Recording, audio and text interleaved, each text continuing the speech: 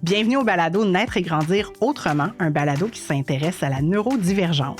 Les parents d'enfants neurodivergents qui sont à l'écoute, c'est difficile. C'est pas dans votre tête, ce l'est réellement parce que oui, il y a sûrement plus de crises, plus de surcharge et de décharge émotionnelle. Alors vous devez aider votre enfant à se co-réguler, mais vous devez vous réguler en même temps. Là aussi qu'il va arriver des fois des commentaires de la perception sur la neurodivergence, des fois de la famille élargie, où il y a des gens qui vont faire « ben voyons donc, c'est quoi toutes ces affaires-là? Ça n'existait pas dans notre temps. Pourquoi il y a autant de diagnostics? Ça n'a aucun sens. » Mais en même temps, si on regarde la réalité, là, vraiment, là, qui d'entre nous ne connaît pas une tante, un oncle, lunatique, qui oubliait tout partout, qui avait de la misère à s'organiser, ou encore un grand-papa qui classait tous ses outils par ordre de grandeur et qui connaissait toutes les marques d'auto des années 60 à 1980. En tout cas, moi, je vais entendre beaucoup de parents me dire « c'est spécial parce qu'à l'école, on me dit que mon enfant fonctionne